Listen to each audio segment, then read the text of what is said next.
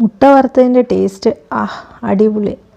ഏതായാലും ഞാൻ അതിൽ നിന്ന് ഒരെണ്ണം കഴിച്ച് നോക്കിയിട്ട് അതിൻ്റെ ടേസ്റ്റ് എങ്ങനെയുണ്ടെന്ന് നിങ്ങളോടുകൂടെ പറയാം കേട്ടോ.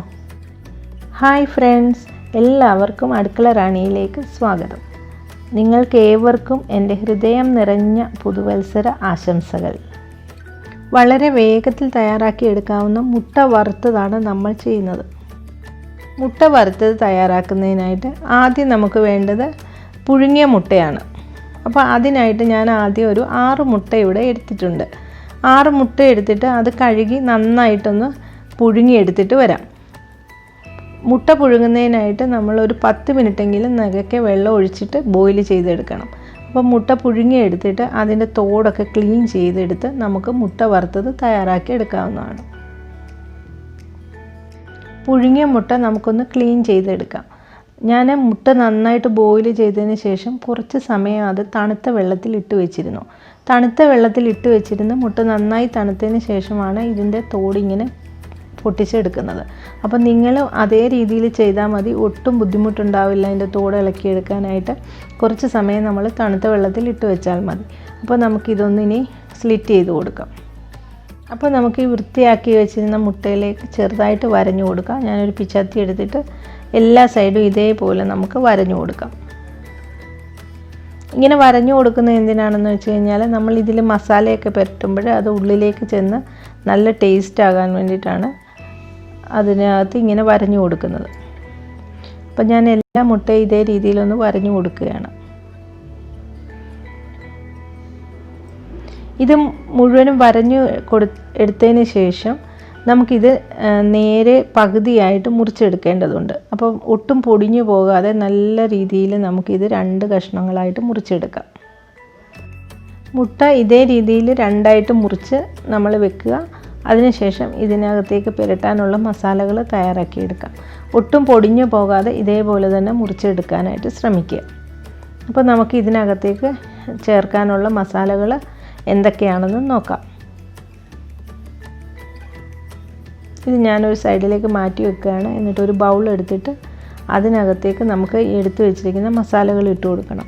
ഇവിടെ ഞാൻ മസാലകൾ എടുത്തിരിക്കുന്നത് എന്തൊക്കെയാണെന്ന് വെച്ച് കഴിഞ്ഞാൽ മുളക് പൊടി, മല്ലിപ്പൊടി, മഞ്ഞൾപ്പൊടി, ഉപ്പ്. അതുകൂടാതെ ഞാൻ ചിക്കൻ മസാലയാണ് എടുത്തിരിക്കുന്നത്. 2 ടീസ്പൂൺ ചിക്കൻ മസാല എടുത്തിട്ടുണ്ട്. നിങ്ങൾക്ക് ചിക്കൻ മസാല ഇല്ലെങ്കിൽ ഗരം മസാല ആയാലും മതി. പക്ഷേ ചിക്കൻ മസാല ചേർക്കുമ്പോഴാണ് നല്ല ടേസ്റ്റ് ഉള്ളത്. അപ്പോൾ ഈ മസാലയെല്ലാം കൂടെ ഞാൻ ഈ ബൗളിലേക്ക് ഇട്ട് കൊടുക്കുകയാണ്. ബൗളിലേക്ക് ഇട്ട് കൊടുത്ത് ഒന്ന് നന്നായിട്ട് മിക്സ് ചെയ്ത് കൊടുക്കാം. ഈ മസാലകളുടെയൊക്കെ അളവ് ഞാൻ എഴുതിയിട്ടുണ്ട്, നിങ്ങൾക്കത് നോക്കാവുന്നതാണ്. ഇവിടെ ഞാൻ മുളക് പൊടി, മല്ലിപ്പൊടി, മഞ്ഞൾപ്പൊടി, ഉപ്പ് ഇത് ഇത്രയും കൂടെ ഇട്ട് കൊടുത്തിട്ട് ഇതിനകത്തേക്ക് ഞാൻ 1 ടീസ്പൂൺ എണ്ണയും കൂടെ ഒഴിച്ചു കൊടുക്കുന്നുണ്ട്. എണ്ണ ഒഴിച്ചു കൊടുക്കുന്നത് എന്തിനാണെന്ന് വെച്ച് കഴിഞ്ഞാൽ ഈ മസാലയെല്ലാം മുട്ടയിൽ നന്നായിട്ട് പിടിച്ചിരിക്കാൻ വേണ്ടിയിട്ടാണ് എണ്ണ ഒഴിച്ചു കൊടുക്കുന്നത്. അപ്പോൾ നിങ്ങൾക്ക് വെളിച്ചെണ്ണയാണ് ഇഷ്ടമെങ്കിൽ നിങ്ങൾ തീർച്ചയായിട്ടും വെളിച്ചെണ്ണ തന്നെ ഉപയോഗിച്ചാൽ മതി. ഞാനും ഇവിടെ വെളിച്ചെണ്ണയാണ് യൂസ് ചെയ്തത്. എങ്കിൽ സൺഫ്ലവർ ഓയിലോ അല്ലെങ്കിൽ മറ്റേത് എണ്ണ വേണമെങ്കിലും ഉപയോഗിക്കാവുന്നതാണ്. വെളിച്ചെണ്ണ ഉപയോഗിക്കുകയാണെങ്കിൽ നല്ല ഒരു അരോമ കിട്ടും, അതിൻ്റെ ഒരു പ്രത്യേക രുചിയും കിട്ടും. അപ്പോൾ നമുക്ക് ഇതിനകത്തേക്ക് ഇനി ചിക്കൻ മസാലയും ഞാൻ ഇതിലേക്ക് ചേർത്ത് കൊടുത്തിട്ടുണ്ട്. ഇനി ഇതിനകത്തേക്ക് നമുക്ക് കുറേശ്ശെ വെള്ളം ഒഴിച്ചു കൊടുത്ത് ഇത് നന്നായിട്ടൊന്ന് കുഴച്ചെടുക്കാം.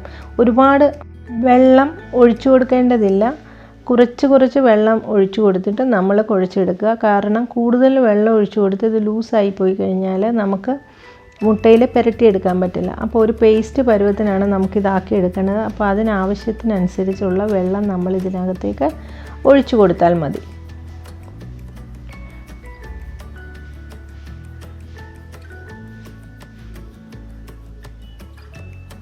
ഞാനിവിടെ 6 സ്പൂണോളം വെള്ളം ഇതിനകത്തേക്ക് ഒഴിച്ചിട്ടുണ്ട്. നിങ്ങൾ അത് നോക്കിയിട്ട് അതനുസരിച്ച് ഒഴിച്ചു കൊടുത്ത് ഒരു പേസ്റ്റ് രൂപത്തിലാക്കിയാൽ മതിയാവും. ഇനി ഇവിടെ മസാല തയ്യാറായിട്ടുണ്ട്. ഇനി ഞാനിത് ആ മുട്ടയിലേക്ക് പുരട്ടി കൊടുക്കാം. അതിന് മുന്നേ നിങ്ങൾ ഉപ്പ് ഒന്ന് നോക്കണം. കാരണം ഉപ്പ് കറക്റ്റ് അളവിനാണോ എന്ന് നോക്കിയതിന് ശേഷം വേണമെന്നുണ്ടെങ്കിൽ കുറച്ചുകൂടി ചേർത്ത് കൊടുത്ത് കുഴച്ച് കൊടുക്കാവുന്നതാണ്. അപ്പോൾ ഇത് നമുക്ക് ഈ മുട്ടയിലേക്ക് ചേർത്ത് കൊടുക്കാം. ഞാനിവിടെ ഉപ്പിൻ്റെ അളവൊന്നും എഴുതിയിട്ടില്ല, കാരണം പലർക്കും പല രീതിയിലാണ് ഉപ്പ്. ചിലവർക്ക് ഉപ്പ് കുറച്ച് മതി, ചിലവർക്ക് കൂടുതൽ വേണം. അപ്പോൾ അതുകൊണ്ട് നിങ്ങളുടെ ആവശ്യാനുസരണത്തിന് വേണം നിങ്ങൾ ഉപ്പ് ചേർത്ത് കൊടുക്കാനായിട്ട്. അപ്പോൾ ഞാൻ ഇതേ രീതിയിൽ ഈ മുട്ടയിലേക്ക് ഈ മസാല ഒന്ന് കോട്ട് ചെയ്ത് കൊടുക്കുകയാണ്. ഇതുപോലെ നന്നായിട്ട് തേച്ച് പിടിപ്പിച്ച് കൊടുക്കണം. അപ്പോൾ അത് വറുത്ത് കിട്ടുമ്പോൾ നല്ല ടേസ്റ്റ് ആയിരിക്കും. മസാലയൊക്കെ പുരണ്ടിരിക്കും, നല്ല ടേസ്റ്റായിട്ട് കിട്ടുകയും ചെയ്യും.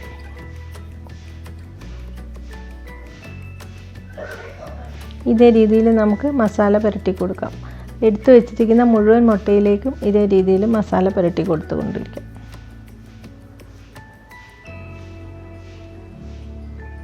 ഇത് മുഴുവനും ഇതേ രീതിയിൽ പുരട്ടി എടുത്തതിന് ശേഷം നമുക്കിത് എണ്ണയിലിട്ട് വറുത്തെടുക്കാവുന്നതാണ്.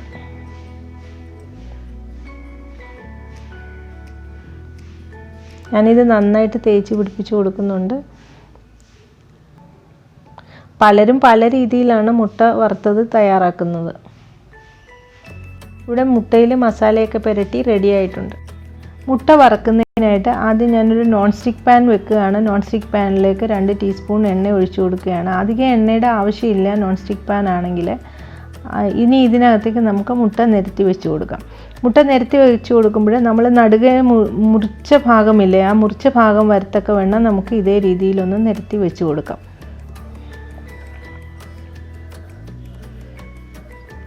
ഇതിനകത്തേക്ക് അധികം എണ്ണ ഞാൻ ഒഴിക്കുന്നില്ല.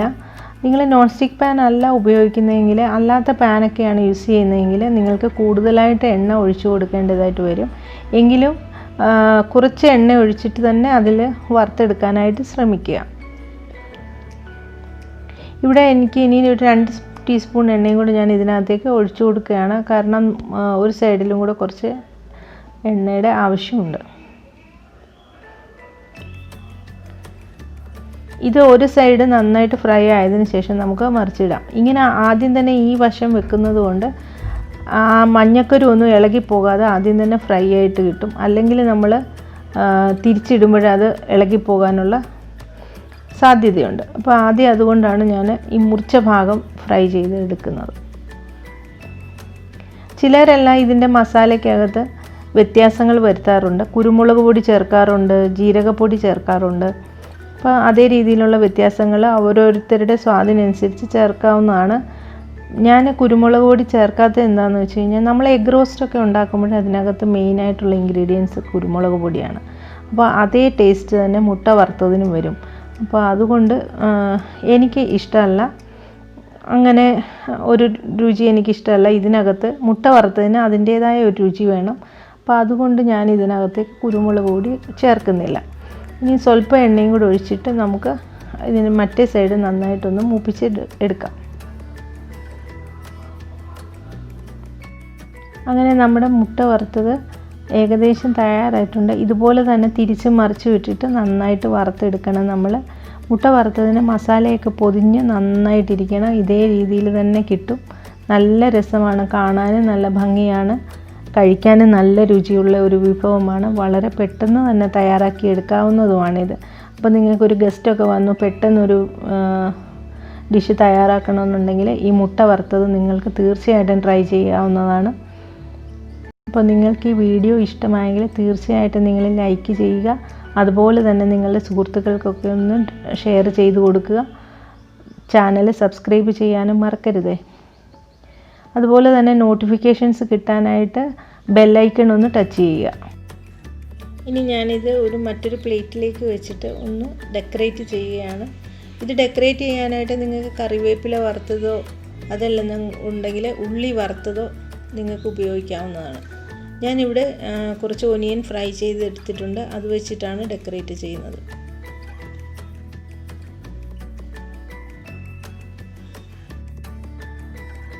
നമ്മൾ ഉള്ളി വറുത്തതും കൂടെ വെച്ചിട്ട് ഇതൊന്ന് ഡെക്കറേറ്റ് ചെയ്ത് കൊടുക്കുകയാണ്. ഡെക്കറേറ്റ് ചെയ്തില്ല എന്ന് പറഞ്ഞിട്ട് കുഴപ്പമൊന്നുമില്ല. പക്ഷെ മുട്ടയുടെ കൂടെ ഉള്ളി വറുത്തതും കൂടെ ചേർത്ത് കഴിക്കാനായിട്ട് നല്ല രുചിയുമാണ്. അതല്ലെന്നുണ്ടെങ്കിൽ നിങ്ങൾക്ക് കറിവേപ്പില ഫ്രൈ ചെയ്ത് മുകളിലൂടെ ഇടാവുന്നതാണ്. അപ്പോൾ തീർച്ചയായിട്ടും നിങ്ങൾ ലൈക്ക് ചെയ്യുക, ഷെയർ ചെയ്യുക, സബ്സ്ക്രൈബ് ചെയ്യുക. എല്ലാവർക്കും മുട്ട വറുത്തത് ഇഷ്ടപ്പെട്ടു എന്ന് ഞാൻ വിശ്വസിക്കുന്നു. അടുത്ത ഒരു വീഡിയോയുമായി വരുന്നത് വരേക്കും എല്ലാവർക്കും ബൈ ബൈ.